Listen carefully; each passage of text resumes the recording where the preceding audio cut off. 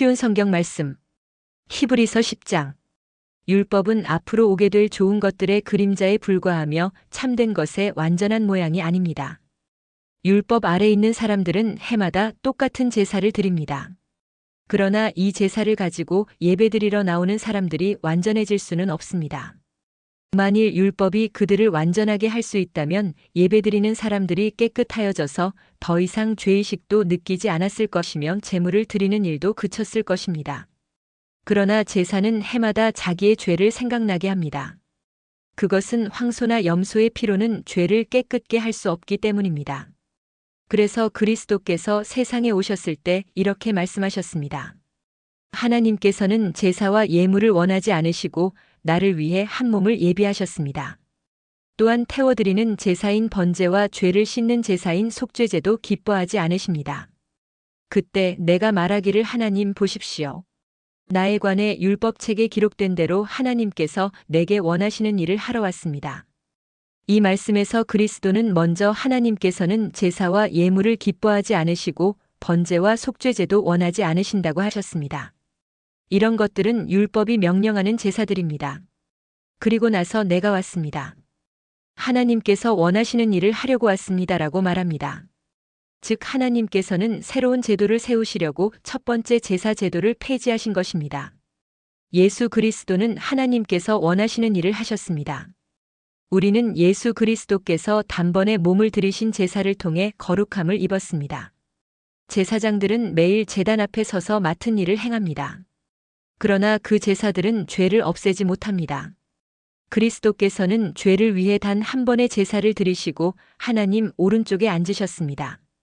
그리스도는 원수들이 그의 발 앞에 무릎 꿇을 때까지 그곳에서 기다리고 계십니다.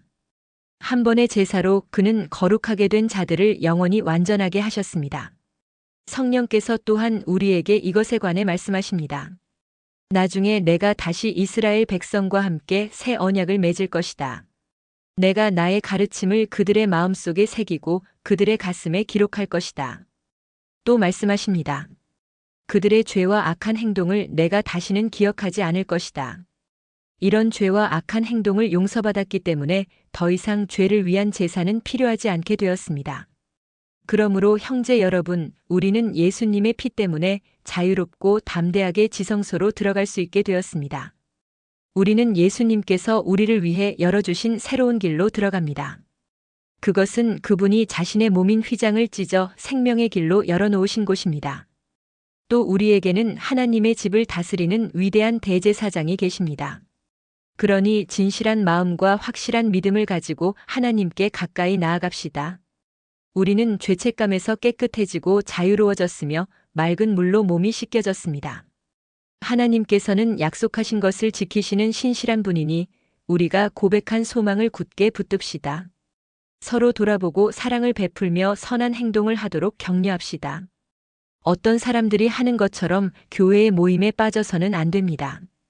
그날이 가까이 다가오는 것을 볼수록 함께 만나며 서로를 격려해야 할 것입니다.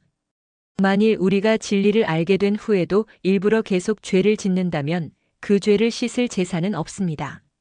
거기에는 오직 심판을 기다리는 두려움과 하나님을 거역하며 사는 자들을 태워 없앨 크고 무서운 불만 있을 뿐입니다.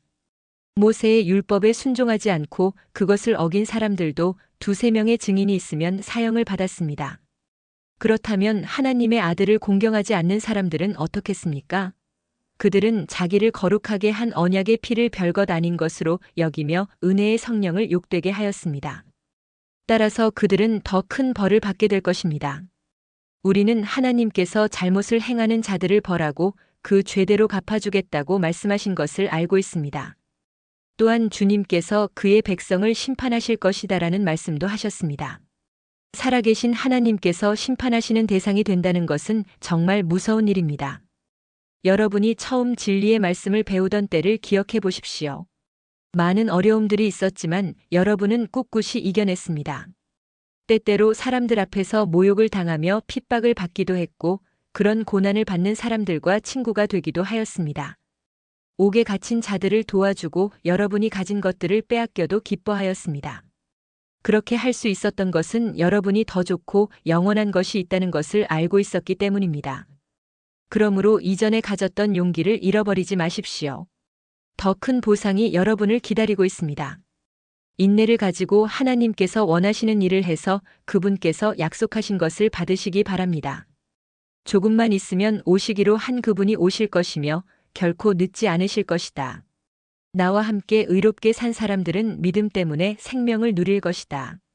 그러나 믿음에서 뒤로 물러난 사람들을 내가 기뻐하지 않겠다.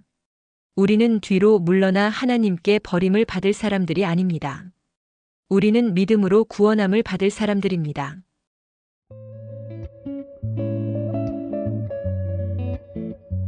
오늘도 은혜 넘치는 하루 되시길 기도드립니다. 우리 한 집사님, 박 집사님 사랑합니다. 화이팅!